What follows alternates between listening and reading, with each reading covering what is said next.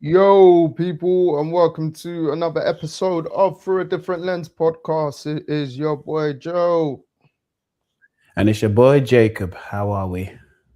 There, broski. We've had a fairly eventful Saturday of big games as well as the return of athletics in terms of the Diamond League kicking off. hmm But we'll just kick straight right off with the game that just finished, the FA Cup final.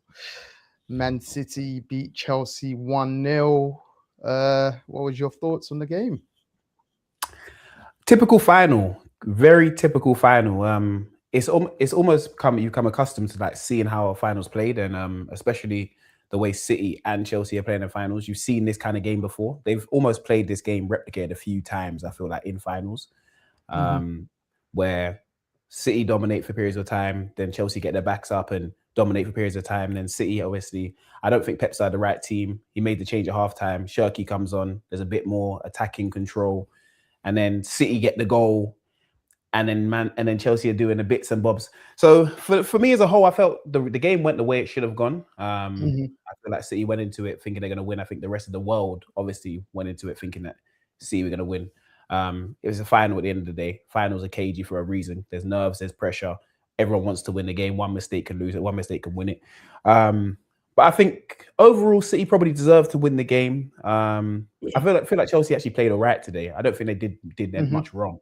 Um, didn't have many chances clear cut, but for me, City were just a dominant team, and you can see where they like key players can win you a game. Hmm. Semenyo this week, Doku last week. You get what I mean? It depends. They have a range of players that can win you a game, and for Chelsea, it doesn't seem like that. They have that one standout this year was Cole Palmer when he first signed, but right now there isn't really anyone. So for me, good game all round. City dominant. Bernardo Silva, another beautiful performance in there. Pep Guardiola masterclass. So yeah, they know how to win. They got winners there. Yeah, more or less agree with everything you said. Um, and even though for both teams there weren't a lot of chances, it was actually for me it was a good watch anyway.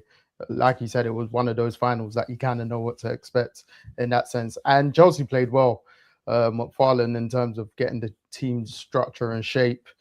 Mm-hmm. It was hard for City to break Chelsea down, but then going up the other end, Chelsea couldn't really create. They had the odd half chance here and there. Enzo's flick just over the bar, and like João Pedro running the channels, but Kusanov seemed to catch up with him every single time. Yeah. Um, so credit to him as well. And yeah, like you said, like Pep started Marmoush, didn't work, brought on Shirky at halftime, and then just a moment of brilliance from Semenyo. And when City are in these kind of games, when they're the ones applying pressure, they are more likely to get that kind of goal Mm-hmm. in that sense. So, yeah, I think it was one for them in terms of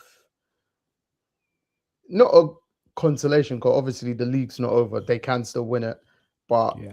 you could tell, like, yeah, let's win this. Do you know what I mean? I think they're the first team to do the domestic double since themselves, like 7 years ago or Mm. so. So, and obviously for the likes of Bernardo Silva, John Stones, it's their last cup final for Man City. Yeah. And maybe a few other players if they leave as well in that sense. So I think they wanted to go out on a high. The intensity was there from them from the get go as well. So my only thing was, oh, have you overexerted so much pressure ahead of Bournemouth on Tuesday? But again, they're used to these moments as well, so we'll see. Yeah. I'd agree. I also not disappointed in Chelsea. I actually think they played well. I just thought they go for it a bit more, just knowing that Europe is kind of on the line in this game for them. There's a lot more on the line for them than City, for instance. You get what I mean? If Hmm. City lose, they're in Champions League next year. They've already won League Cup. It's just another. They're trying to still win the Premier League. Whereas Chelsea, this is kind of their way into Europe. So I thought they might try and push harder. Um, some of the substitutions, the Delap sub, I was like, okay, he hasn't given you much. Hmm. So is there anyone else? I don't know if there's anyone else, but is there anyone else? So that's where I was a bit confused. But I feel like Chelsea are where they are. We spoke about Chelsea a lot in the last few days. Chelsea are where they are, and that's kind of what they're gonna be for now until they make some changes in their building. So for me, Running the mill day at the office for Man City. You can see the way they celebrated it. It was like, okay, cool. We came here to win. We kind of knew we were going to win. It was one of those days. It's good for the new boys, new players to come in that haven't won this Mm, competition before. But when you're hearing Bernardo Silva and Johnson have won 20 competitions, 20 trophies since they've been there in a 9-year span, it's like, come on, man, it's ridiculous. This FA Cup is like, yeah, okay, it's just nice. It's one of the ones, but like they know what they really want to go for. The Prem and the Champions League are their bread and butter, what they really want to win. So I feel like the league and the FA Cup are things that when they do win, they're happy about it. But mhm. these guys have been to Wembley so much at this point. It's partly kind of their second bloody home. So Yeah, no, I definitely so agree in that sense. It's funny you say that because Rooney even said after the game, he's like, don't get it twisted. As much as these guys win, when they get to this stage, they really want to win this kind of game as well. Like, and even just listening to him, Sturridge, and Michael Richards, like halftime, pre-game, post-game, I was like, one, the trio is very good to listen to, and just like their particular analysis on certain things in terms of, I think at halftime, Rooney might have suggested, like, even though it didn't happen, Doku and Semenyo swap for a bit because of like the overload at certain aspects. And then they were just talking about like also Cole Palmer. Like Palmer had a good game, but it was more on the defensive side. Do you know what I mean? And you yes. want him to be more creative or more in his game in the final third. So I think that's where Chelsea were somewhat lacking um, from the final third aspect because they didn't really have anyone to one enough pace between say the front three.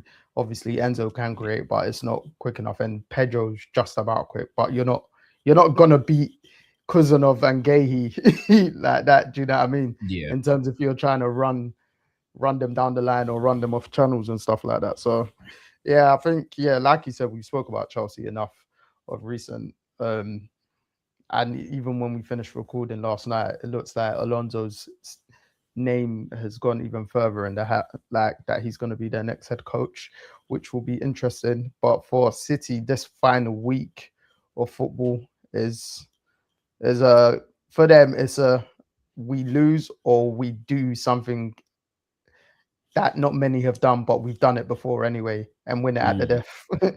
And we saw Mhm. that today in terms of our next topic, which is the Scottish Prem, where Mm. Celtic took it from Hearts at the death. Celtic broke Hearts effectively. Literally. I guess since we're on that, Celtic Hearts. What a spectacle, I should say. Great advert for Scottish football.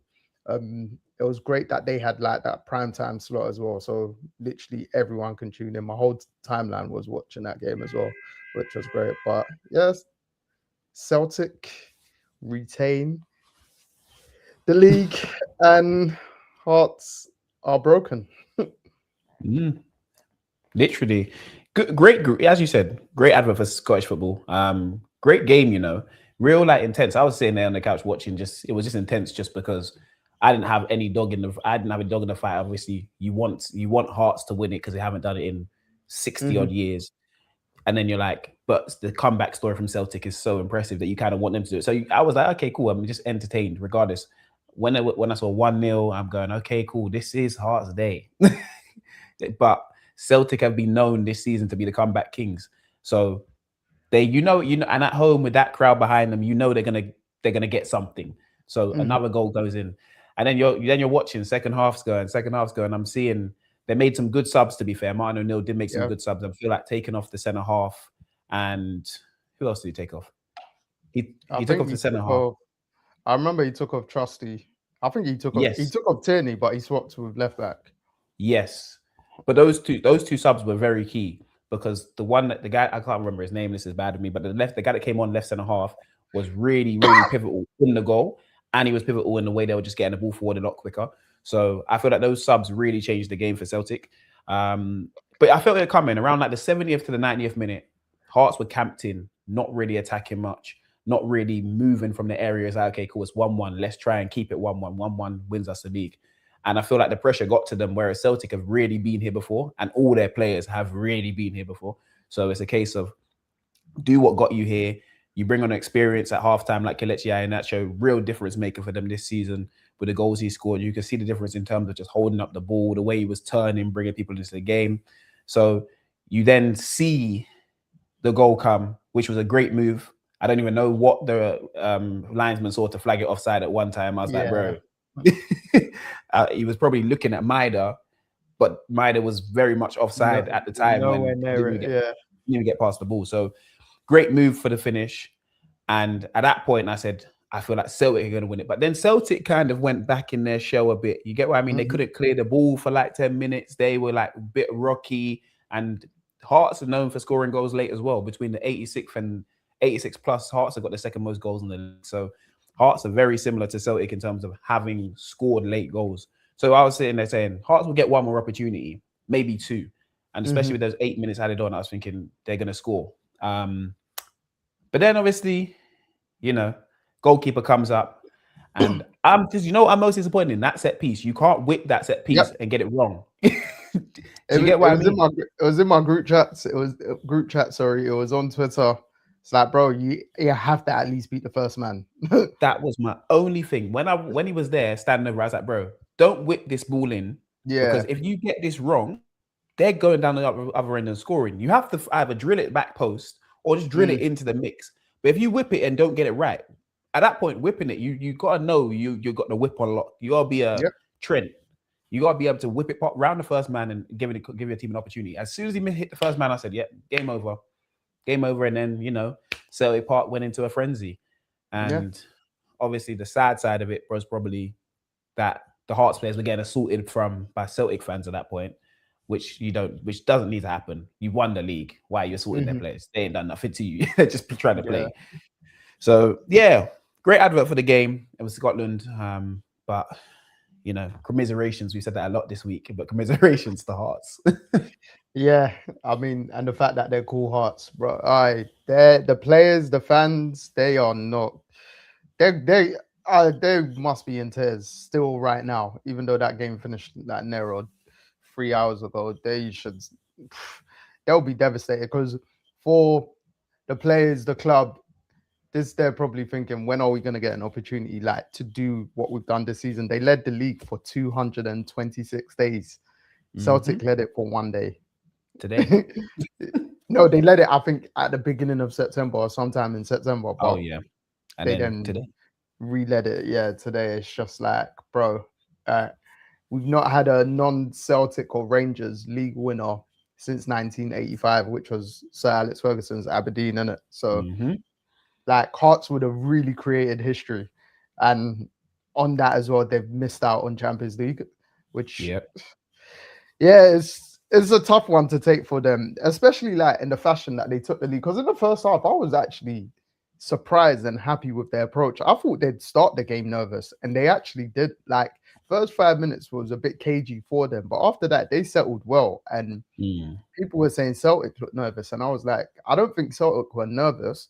I just felt like Hearts had set up so well. Celtic were trying to dissect how to break them down, and they couldn't really do that in the first half. Shackland skipper gives them the lead, and then literally a few minutes later, penalty, a penalty in Celtic's favor again. Which this one was. I don't like these penalty decisions, but I can understand why they're given.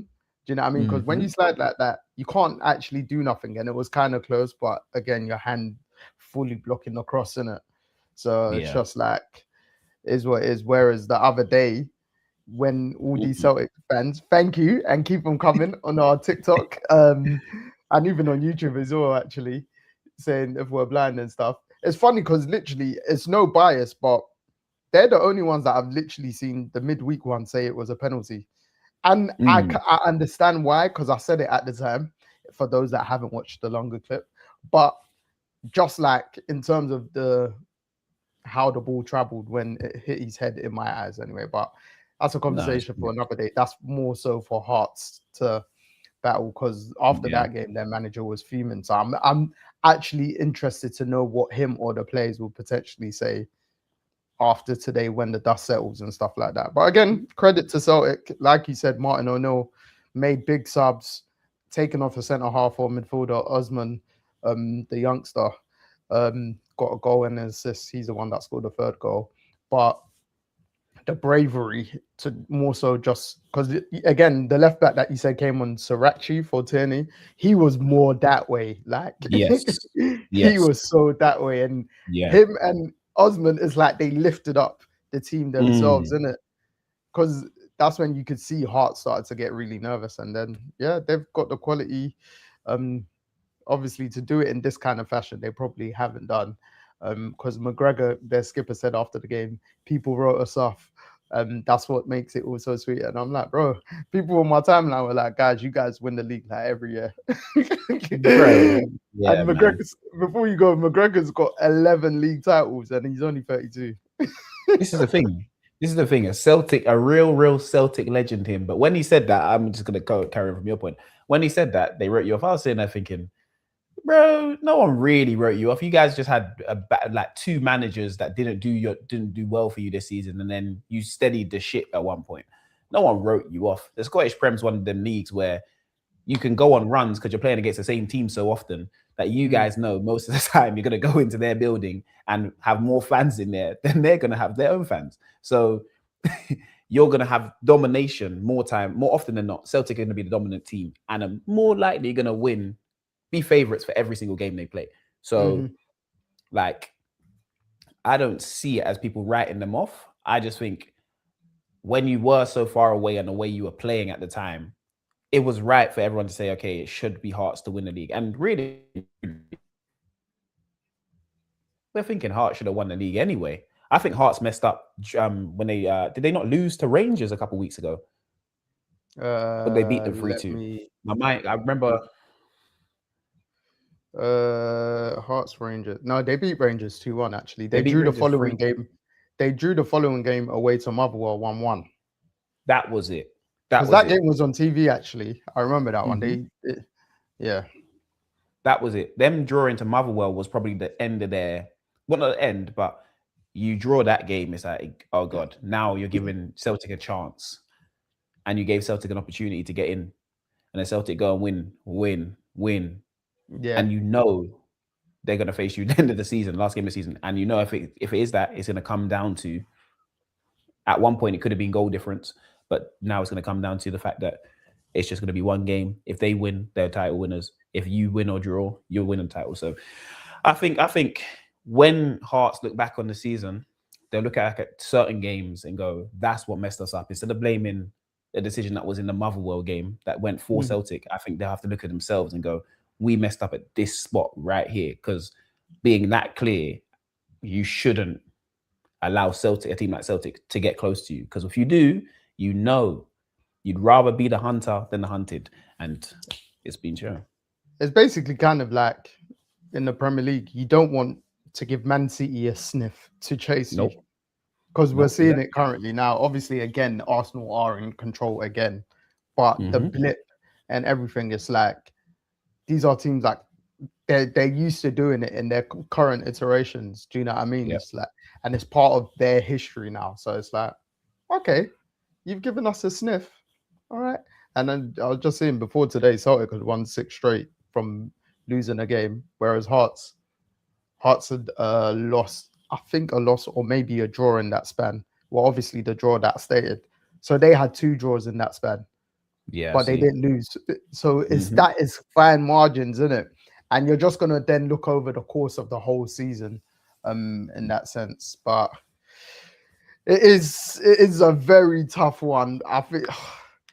But that's the beauty of sport. That's the beauty of football, especially like someone tweeted something a couple of weeks ago and I was like, football. The reason why football is number one is because it has consequences. As bad as it sounds, it's because it has consequences, and that's talking more so like from a relegation point of view and stuff. Obviously, that weren't the case today, but it's like, bro. No, it's true. It's true. Like when you say that, every loss means something. Every draw means something. Every win means something. Whereas in other sports, okay, cool, you lose, you draw. I'm talking about more American sports. You lose, okay, cool, we lost this week. We lose. But nothing can happen to you at the end of the season by losing every game. You stay in the same league and then you go again the next year, you just rebuild again. Do you get what I mean? There's no relegation, even in the American sport football leagues. Do you get what I mean? There's no Mhm. relegation. There's nothing like that. There's just, oh, we lose. Okay, we finish bottom of the conference. If you had stipulations where one team got relegated to the USL Championship, or there was in the NFL there was a league below, you'd understand the big differences between these wins and losses and how much money it moves the needle with as well. So, yeah, man, you're right. Football's never gonna not be the number one sport in the world. Mhm. It will never not be the number one sport in the world. It's far and away the number one sport in the world as well. Like nothing even comes close. Yeah, no, that's true. But then the flip side for the American sports, I guess that's what makes them them.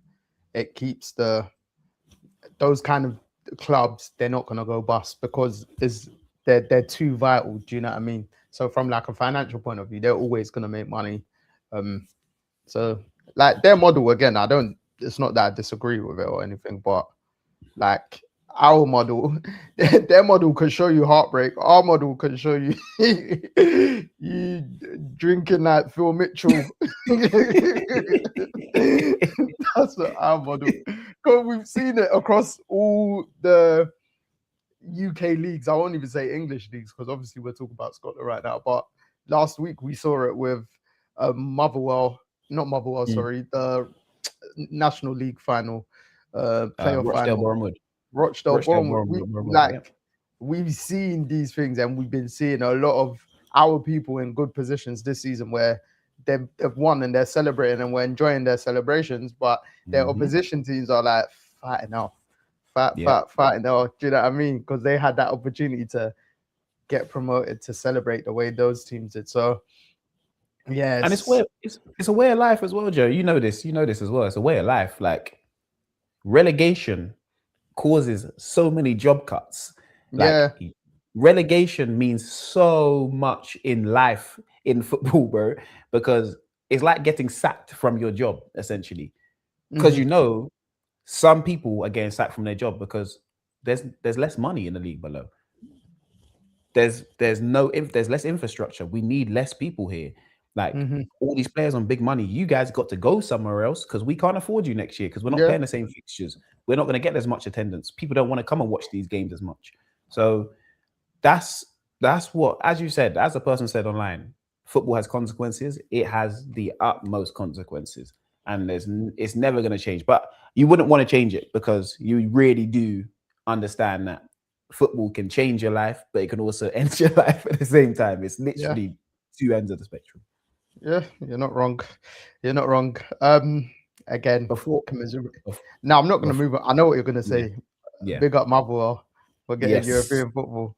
But before I do, I'm just going to say commiserations to Hearts, because I think you probably had the whole of UK supporting you, but obviously Celtic fans and Catholics like Jacob, and then congratulations Celtic fans. You guys are all up in my mentions, and I flipping love it. Um, Hmm. as we said, we are neutral. We did want Hearts to win, but no, it was great to see you guys create history again. Obviously, you guys continuously more or less win this league, but the way you did it, um, and for it to be showcased like that, not just out in this country or on this particular island, I think a lot of Europe probably tuned in watching that, even in the US as well, because I follow a few US pages and I saw them saying one channel that it was meant to be on had particular streaming issues, so it went on CBS, I think. Mm. So yeah, like what a way to win a title, because I don't think those are kind of little anomalies. The only thing I can think of similar in the Premier League is Man City's first Premier League when they won it. Aguero. Aguero. So Yeah. yeah, great to have that moment. And yes, big up Motherwell for Mm. getting European football. Yes. Big up Regan. Come on, Yep. Yep. Big he him got the up. Big him assist, up. didn't he? I believe so. I believe so. Big him up Yeah, every time. Obviously, getting the win against Hibs after they were robbed on. We can now say it because Celtic won the won the league, but after they were robbed the other night of a point that would have they feel kind they of, were robbed. yes, yeah. Let's say it that way. So other night to now, you can see they just got back up for it. won the game today, and secured themselves European football. And it'd be a good one, and get to see the boy in European Conference League next year. So that would be fun. Maybe try and get to a few games, and it'll just be it's just good for Scottish football to see other teams in the competitions that we kind of want to see them in. Whereas it's always Celtic Rangers, This year was Celtic Hearts. It's good to have competitiveness. And I feel like because it's advert for Scottish football, when you see the Motherwells playing great football this year, you see Rangers, Celtic and Hearts playing all good football this year, you're going to be like, okay, cool. Players may go, okay, cool. I don't want to go to, and this is rare because I know you're going to still want to go Celtic and Rangers, but there's other opportunities to go somewhere in the Scottish Prem. You see a lot of players like Dwight Gale when he left the Prem, he went, or when he left Stoke in the Champ, actually, he went to Hibs. You see Hoylett, he went to Hibs. Like a lot of players are going from Champ and Prem sides now to the Scottish Prem. You see Oxlade-Chamberlain now. He was in Turkey. He's at Celtic. So you see the Scottish Prem really get a name back for itself. So and I feel like that's just good for the league as a whole, and it creates more opportunities for players to go there and play in different places. You get what I mean? It's not just Celtic and Rangers. They're not the only two teams in the league. You see Falkirk, they finished 6th, but they finished Falkirk. You wouldn't expect them to finish 6th. You think, okay, they're going to be down there. So yeah, the Scottish football looks like it's back to a good level where everyone wants to be watching it again. Everyone wants to be kind of playing in it. You're looking at more games than just Celtic Rangers, the Old Firm derby. You're looking at more fixtures. You're looking at Motherwell versus Hibs. You're looking at weird teams just play the game because there's an interest in the game up there. So yeah, man, it's good, and big up Motherwell again. Yeah, you're not wrong. I think I got to potentially correct myself on not just Celtic getting Champions League. I believe Hearts might have Champions League, but they'll just come in at an earlier round. And Celtic, so I might be wrong. Just from looking at the table, I think they might, because I know Celtic come in at the league winners always come in at the third qualification, the final one, basically. Yeah. So I don't know at what stage Hearts come in, but from looking at this on Flash Score, I believe Hearts do get it. I might be wrong on that as well. So, but Celtic can Celtic not guarantee themselves Europa League with if they win the cup? Doesn't that cup they play in guarantee them Europa League? It might, because they're going for the double, aren't they? So yeah. Potentially, yeah. I won't be surprised then, yeah. Because they got Dunfermline, if I'm not mistaken. Yeah, they got Dunfermline next Saturday. Apologies.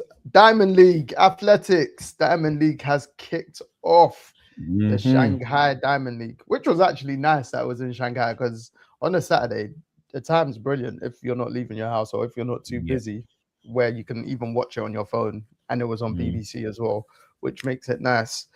Good around 12 o'clock. But we'll start off with the women's 200 meters. Sharika Jackson is back. Sharika. She is back in full effect, boy. She ran a great race today. She ran a great race. It was a stacked field. It was a stacked field as well, because you had Sha'Carri Richardson in there, Amy Hunt, Shawnee Billa-Weibo, Sharika, of course. You had a stacked field, and she kind of dominated the race from start to finish. You felt like, okay, Sharika is back in her bag and she really wants to prove something. She's being the best 200-meter sprinter when she's fit, but it's that part, getting her to the point where she's fit. And today, I think we saw a fit and healthy Sharika Jackson. Obviously, the last time we saw her, she was laboring, kind of coming off an injury, just running because she didn't want to drop out another competition. So I felt like her performance today was good. Shawnee Billa-Weibo, great performance, because her age now, and we're used to seeing her running 4s. You get what I mean? So her coming and running a 2 and performing the way she did, I was like, okay, cool. This is someone that wants to be back. She really wants to sprint again, and she wants to be back in contention. So she looked good. Sha'Carri, she's not a 200-meter runner, really and truly. Do you get what I mean? So I don't expect her to. I expect her to run fast, but I don't expect her to be in the top, because I know her bread and butter is 100. But she'll get a lot out of that. Do you get what I mean? And I feel like Yeah. she ran well for what it was. Amy Hunt, though, because we have to go to our British sister. Amy Hunt, season opener, so I'm going to give her grace. But Yeah. but Just one she, person you missed who finished third was Battle, Navia Battle. yes, I think that's how you say her third name. But yeah, yes, go on, continue. Sorry. yes. Sorry, I did miss her. But Amy Hunt, was she finished fifth? Yeah. Yeah, I think she was. I don't know about the race today, bro. The start was okay, but then I think she was relying on her finish to drag her through. And I Yeah. was thinking, I was thinking around 120, she's gonna start coming on. Around 120, everyone else was coming on, and she was just staying where she was. So I think I don't know what she's done, but it feels like she's relying now on her top end speed to save her in these races, and it's not Hmm. saving her. Again, first race of the season, in the first big race of the season, so you have time to develop and do what you want. But I felt like today she was relying on that too much, and Hmm. the kick that she usually can kick didn't kick in. Yeah. No, So I definitely agree there. Um, even to be fair, even pre-race, when I think I sent it to you yesterday just to see the lineup, I was like, do you know what?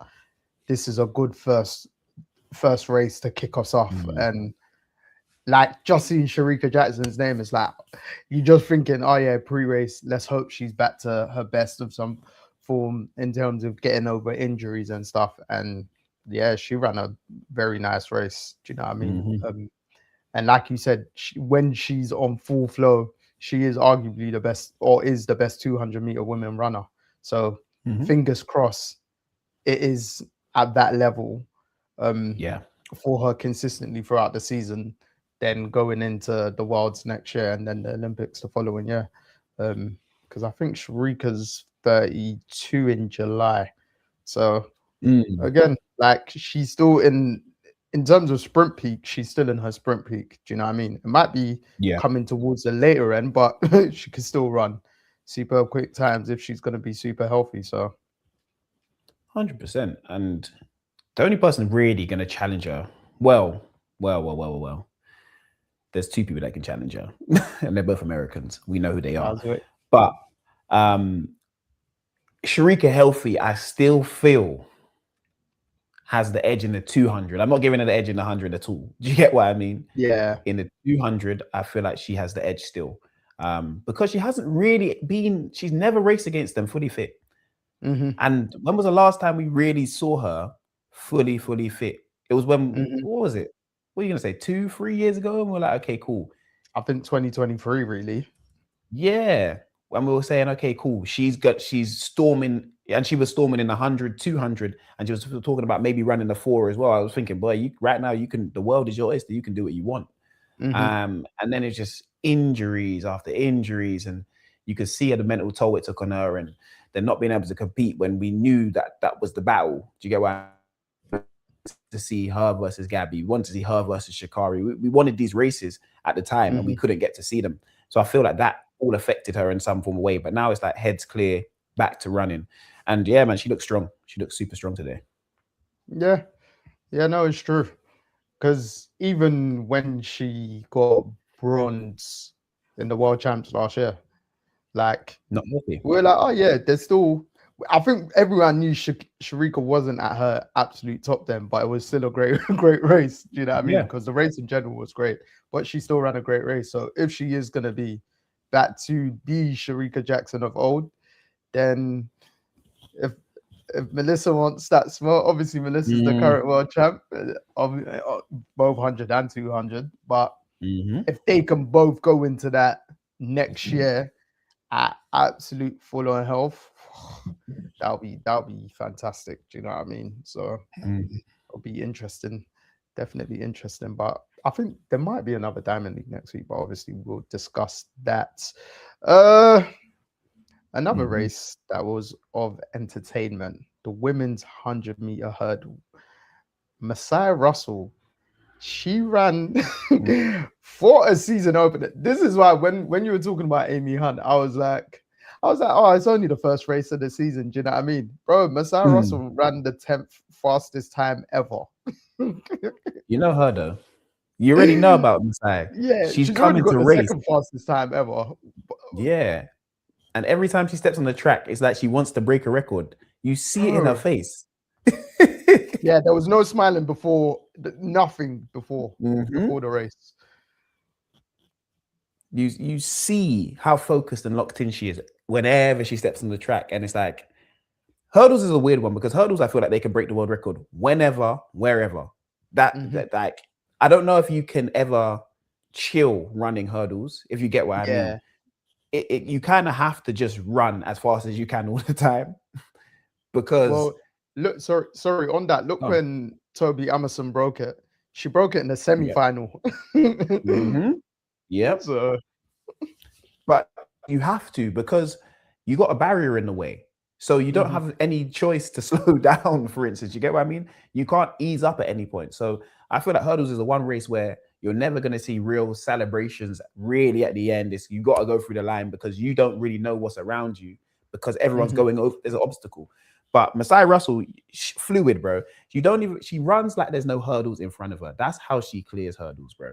It's so clean. She's one of the best hurdlers, technically, I've seen. Do you get what I mean? Females Yeah. anyway. And the motion is just perfect. And as you said before, the focus, you can just see she does not come to these meets to play around. Every meet is I want to beat everybody, but I also want to break a world record. I want to get close to a world record. So she's sensational. She is sensational on all fronts.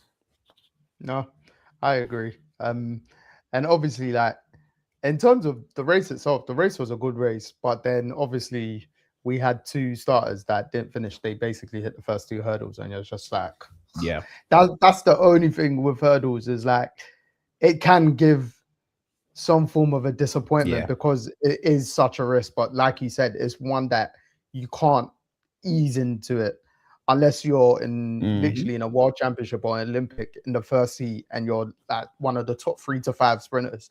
You know you can still just ease your Do way. But enough. once after that, you Yeah. can't ease in the semi-final or anything else because someone will just come and shut the world and then boom, that just gives them the confidence to be like, because when Emerson broke the world record, didn't she win gold in the final?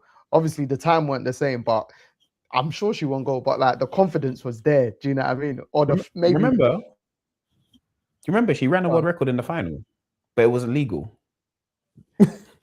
that's it. But she did because Yeah. she won gold in the final, didn't she? Yeah. Yeah.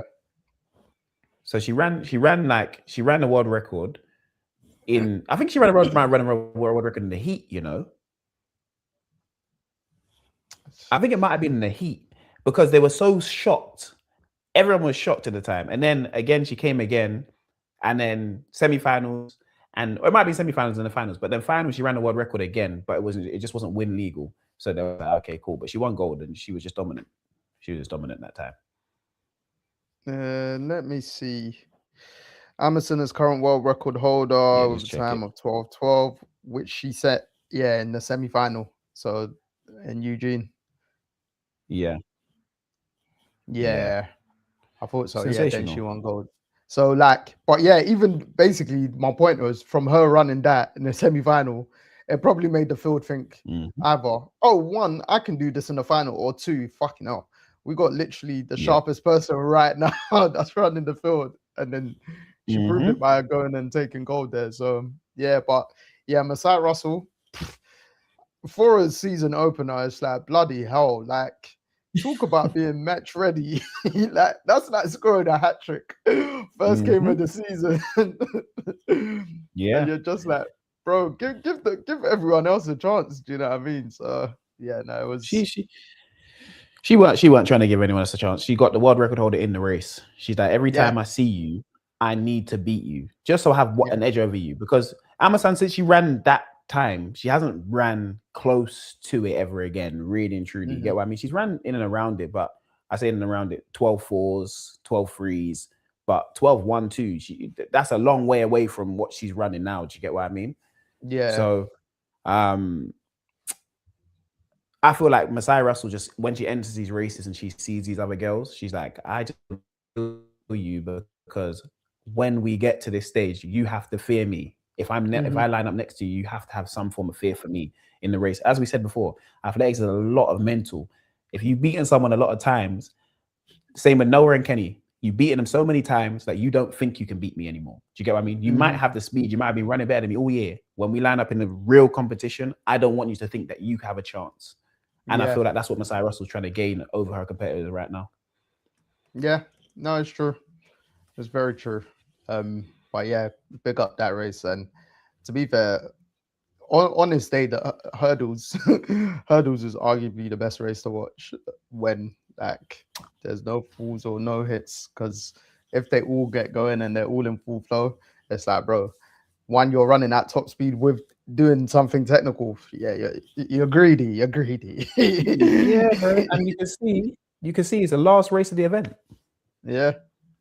So you knew it was that when it's the last race of the event, it's usually okay, cool. We're looking forward to this. So, and it weren't like there weren't 200-meter women, there weren't 100-meter men, there weren't 400s today. So there was a reason why that's the last. I think it got the most superstars and most competitiveness inside the race, bar that 200 woman. But the women's game's taken over the men's. We said this before. Yeah. And it's funny, even in this, they had the world champion, Kambunji, and she finished fifth. So it's just like, you had the world champion, you had the Olympic champion, and then you had the world record holder. It's just like, it's like, hurdles, women's hurdles, what a race. Just a quick one, even though we never touch upon this kind of field event, women's shot put, Jessica Schilder from Holland, World Netherlands. I think she's the first person to throw over 21 meters since Valerie Adams.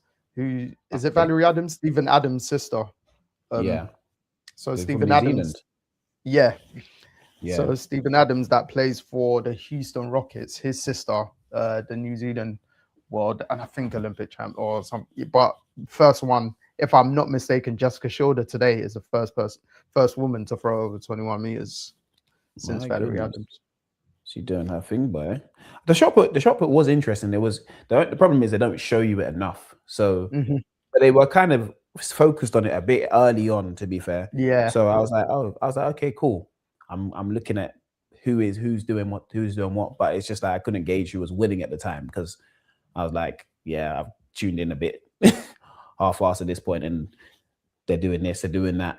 So sometimes this is my only thing with the TV. I will really want them to have a field events channel and a track events channel. Like if we just want to watch the field events, please allow us to watch the field events because I like watching that long triple jump, high jump, stuff like that. You get what I mean? But I have to wait for something on the track to happen or not to be happening for them to go to that. So that's the only gripe. But no, for her to throw over that is a real achievement. So she'll be looking into obviously Commonwealth Games. Can they go Commonwealth Games? Netherlands. Netherlands. Most likely. Well, she's got European champs anyway this year. European champs, yeah. Yeah. So she's in good form to go European champs, and then obviously she'll be looking to next season, and then from there you get what I mean. If all preparation looks towards 2028 when you got the big Olympics in LA. So yeah, if she's in good condition now, she'll want to probably keep this and try and figure out what she's doing right now, and try and just keep the momentum rolling throughout the years. Yeah. If you're in a good spot right now, you just want to be in a good spot. She's found form at the right time because the athletics outdoor season starting. So if she can keep it right, she knows what to do next year, year after. Boom, she'll be in prime shape for the Olympics. Yeah, no, facts. On Valerie Adams' PB, it's 21:24, and Jessica Schilder threw 21:09 today, which was also a meeting record and a national record. So, I mean, she's not far off the great Valerie Adams, who's like a double Olympic champion. I think 4 world championship golds as well. So it's just like, bro, if you can like set, because she won by quite a margin. Like I think second place through 20:46, and then you're getting 21:09. It's like, yeah, you wanna not comparing her to, but Duplantis, you wanna set yourself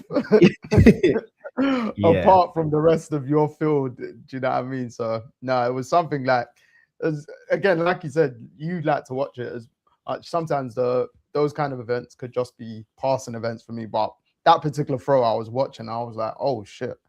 And when the commentator said it, I was like, Mm. oh shit, fair enough. So Mhm.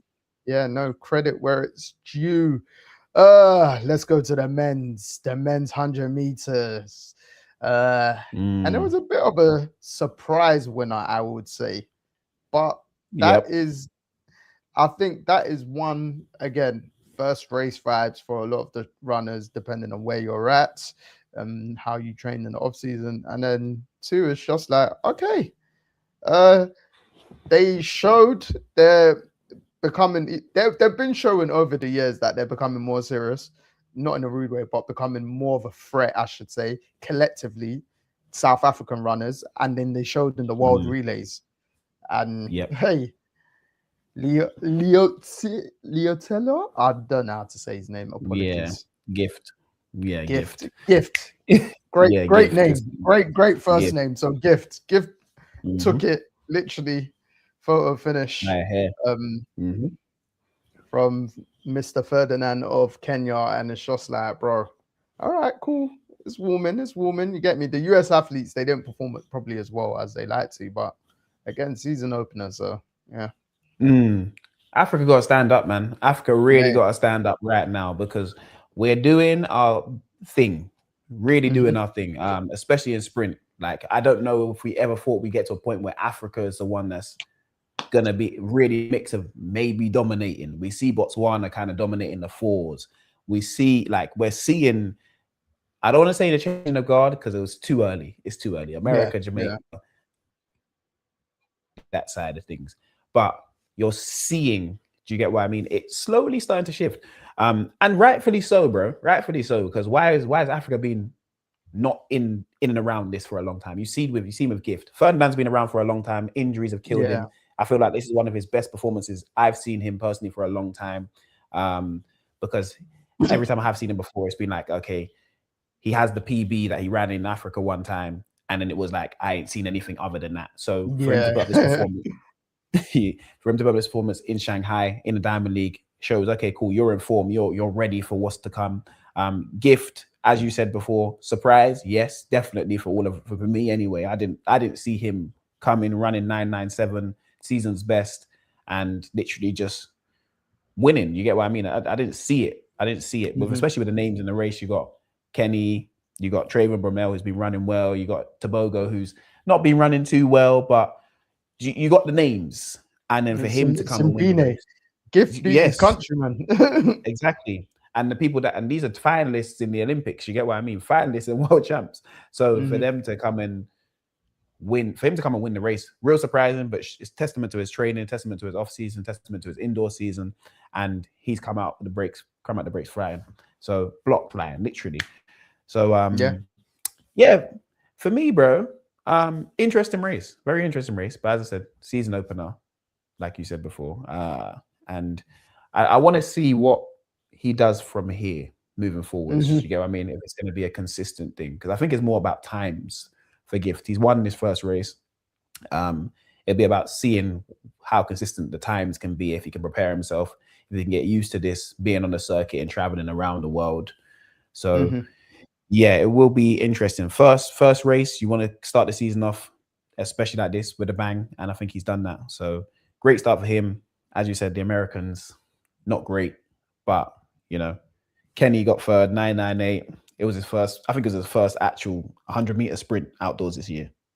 Yeah. so And I think the yeah, same for Bromell potentially. I might be wrong, but he ran yeah, season's best with 10:01. So yeah. So yeah, man. The only one I think, is a lot of a lot of their openings, but that's why, like, with that's why, again, going back to Amy Hunt, I wasn't disappointed. Do you know what I mean? It's just like, mm, all right, let's get that rust off, because I presume the same as for Tobago.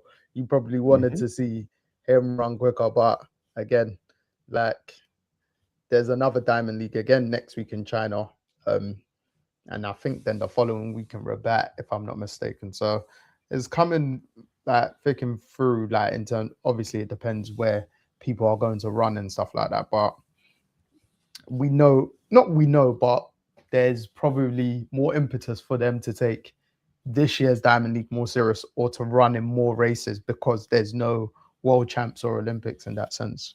So no, it's like you said, Africa's really rising, bro, because naturally it's always Jamaica and the US, but now we've got Botswana, South South Africa. Africa, Yeah, Kenya. like these lot are gonna be really pushing for the medals in that sense. Well, we Mhm. know Tobago anyway, in that sense. So yeah, it's It's like you the said though. men's gone, sorry.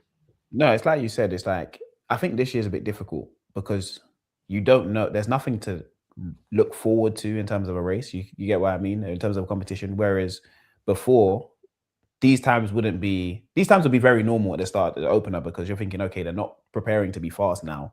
They're preparing to be Hmm. fast in 2 months' time, which would make sense. Which they still might be doing because I think if they want to just prepare their bodies for the next 2 years when the Olympics comes around, they want to be fast in a specific month and they're preparing for that.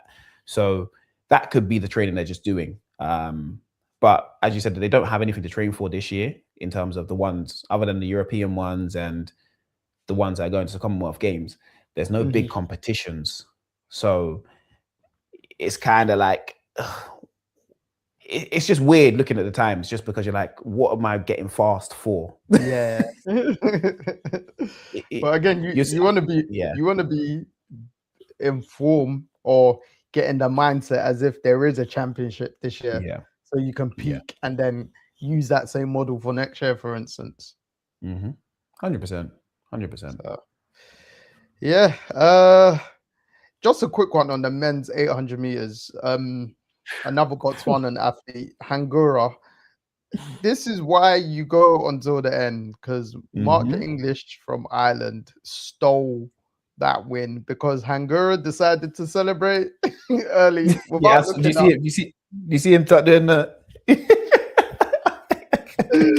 I was like, broski. Obviously, luckily, this was not a medaled event like that, but it might count if you're gonna run the full diamond league and you're gonna look to win it and the prize money. It's like, brother, it's like you had that win, and then you know you're in a race where people are hidden; they could just pop out of anywhere.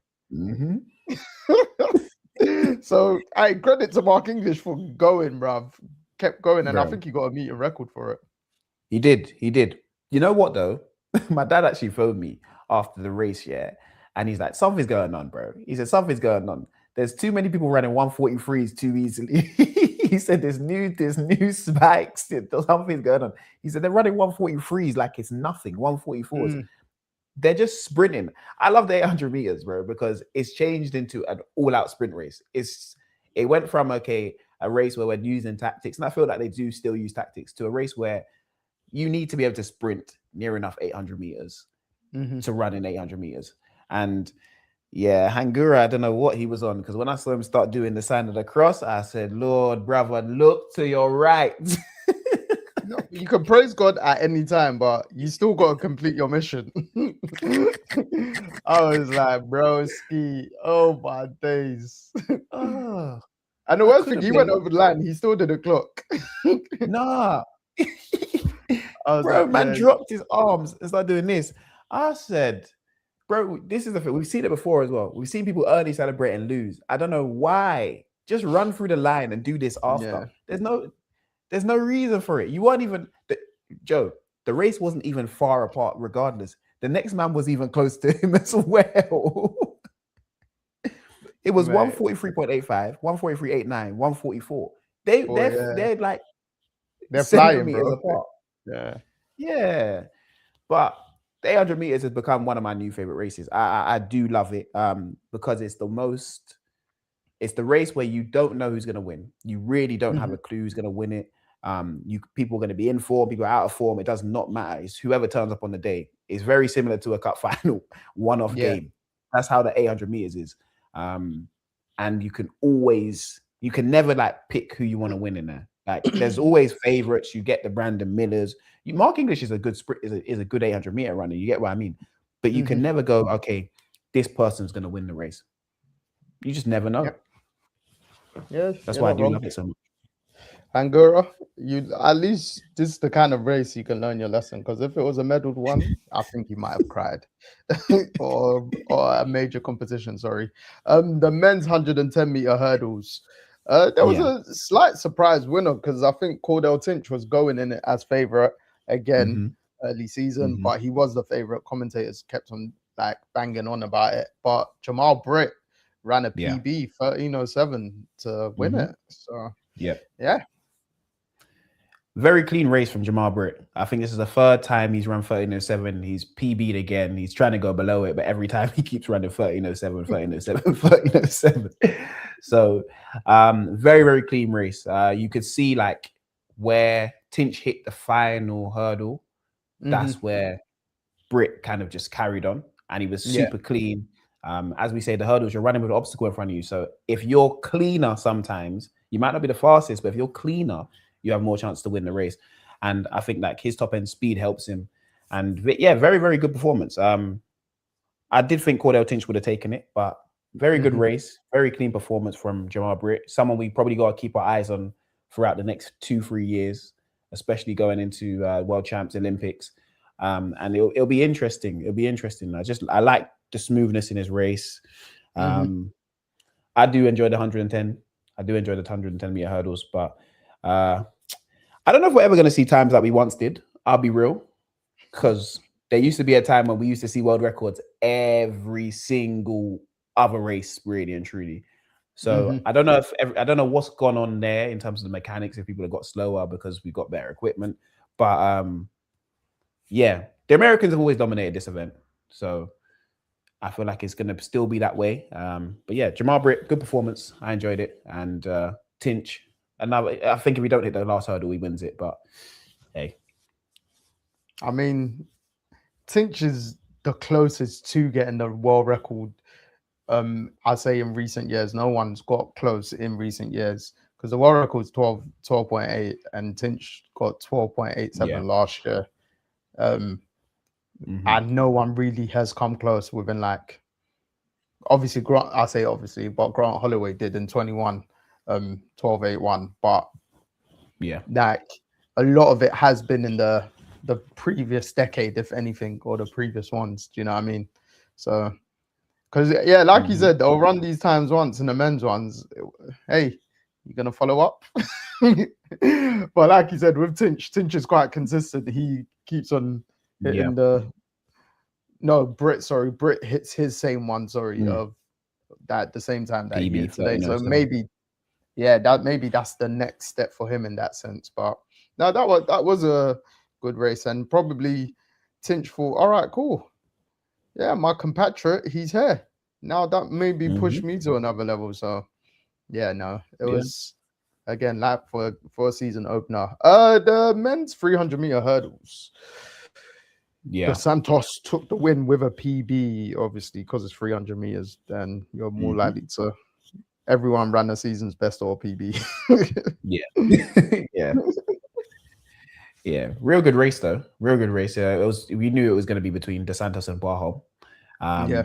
I felt like Warholm was a favorite going into it just because he likes this distance, and I feel like he trains over this distance a lot more than any other athlete does. I think Right. he's the world Right. record holder. He's a world record holder over this distance as well.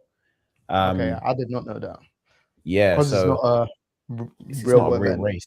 Yeah, it's not really a real race like that. So yeah, Warholm, and he got his lane. He did get his lane. He got everything he wanted. Hmm. But Dos Santos was just Dos Santos. Like his running style is he's super. Yeah, one of the cleanest Hmm. runners, cleanest sprinters on the track, bro. You could see from start to finish, he was only eyes on Warholm. I think Warholm couldn't even see him until he came round probably the second to last hurdle. That's when he first saw him and realized, oh wait, I'm not leading, and then Hmm. tried to kick it into gear. Had a cleaner last hurdle than Dos Santos, but just probably couldn't kick that last bit.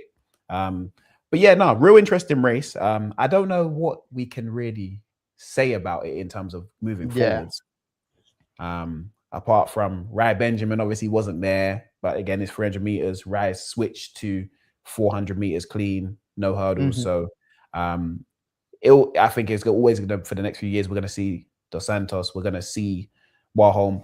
The other Brazilian brother came third. I cannot remember his name. That's bad of me.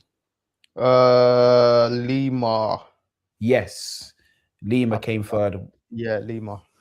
which is good. Which shows that obviously Brazil got a good like conglomerate of Brazilian young athletes coming out and wanting to do 400-meter hurdles. You get what I mean, or 300-meter hurdles. So I feel like that's good for him. He can benefit from that. Medaling in the Diamond League is always good. Running against the best on the world stage, seeing where you compare. So for me, I feel like it's a good race. Not much we could take from it, but overall, just enjoyed it. I enjoyed seeing the best run against each other. Yeah, no facts. That's more or less it. Because when they started, I was like, "What's going on?" At that point, I hadn't clocked it was a 300-meter race, 300-meter hurdle race. So I was like, "Do I change the channel? Do I go back?" But then I was like, I thought it was an advert. I was like, no, genuinely, I just looked at the. I think I went out of the room. Then I came back, caught it at the start line, and I was like, "Oh, Dos Santos. All right, cool. Let me finish this race and then move." So yeah, like you said, can't see too much into it. And we mentioned his name earlier, but it's only because he's the greatest. Duplantis. I think he was going for another world record today. Obviously, didn't get it, but we know we think it's tactical with him when he spreads out his world records. 100%. So I think it'll be interesting. You don't jump from it. Go on, sorry, go on. Go on. No, go. I was just gonna say it'll be really interesting to see if he does it in a non-major championship year. Yeah, it depends. I honestly think when he wants 100 bags or whatever they pay him, I really just comes down. I said, I think I won 100 bags this week. Cool, let's just jump to a record. I think it just depends on what if he's got a wedding coming up, or he's got to buy something for his missus. That's how it depends on him. I really believe that it's just I got an expense. Let me just jump the world record quickly, because the man jumped like 6'10", then went to 6'32". So there was no like a warm up height. It was like, okay, cool, let's just go here. Yeah.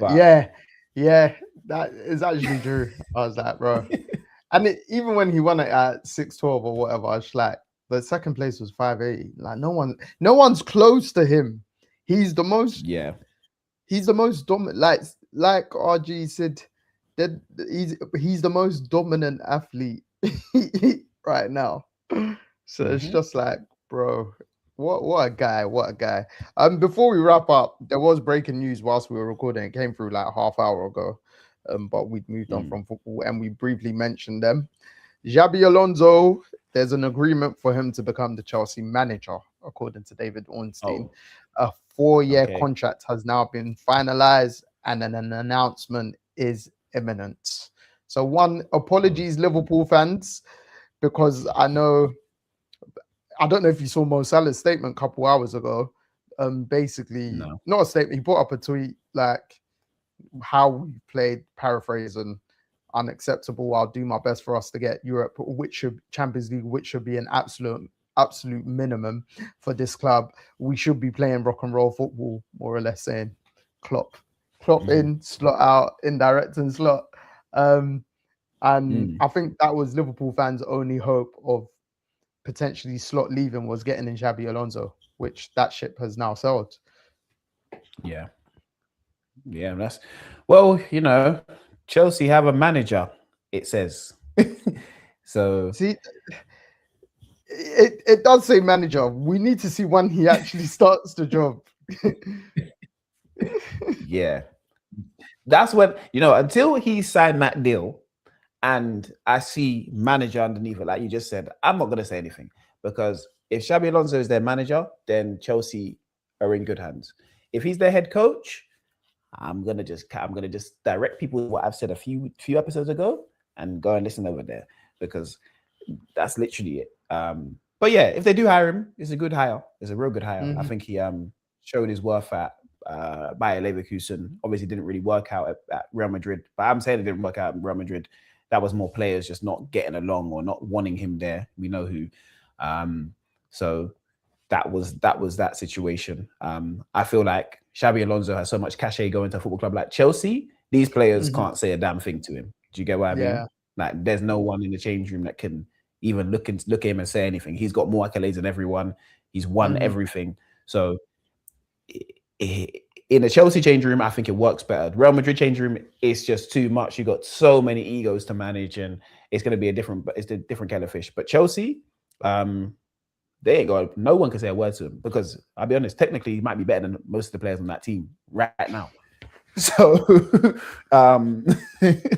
Xabi Alonso will be a good hire. I feel like it'll be a good hire, coming to the Prem, working with the young players.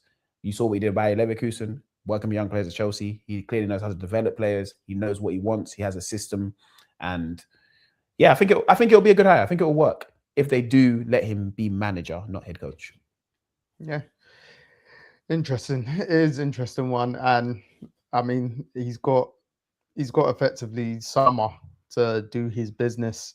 Well, the whole of summer, I should say, even though it's a World Cup, So it's a good move from Chelsea, sorting it out now, and it probably is something that they made. They're like, oh, if we lose the FA Cup final, let's announce it then, which they've basically done, just to make things a bit more sweeter for the fans. Go on.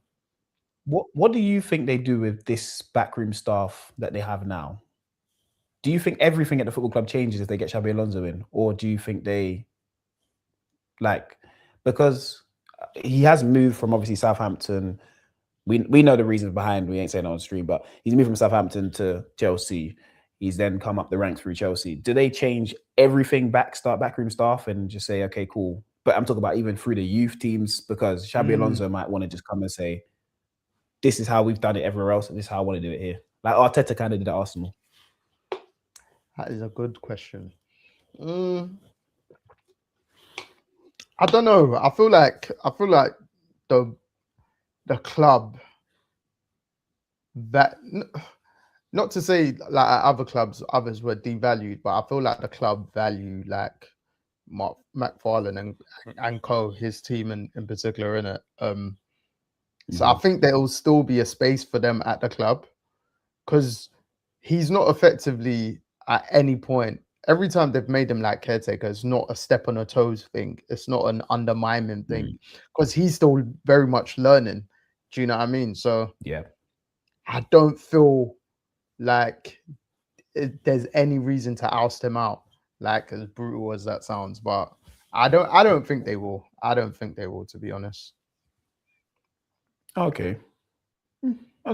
It's interesting. That's what I want to see mainly. I always want to see how the rest of everything moves. Not really. If a manager comes in, I know these guys they're not gonna be first team staff anymore. But I want to know if they wanted to go full rebuild from top to bottom, just because I think it may need it.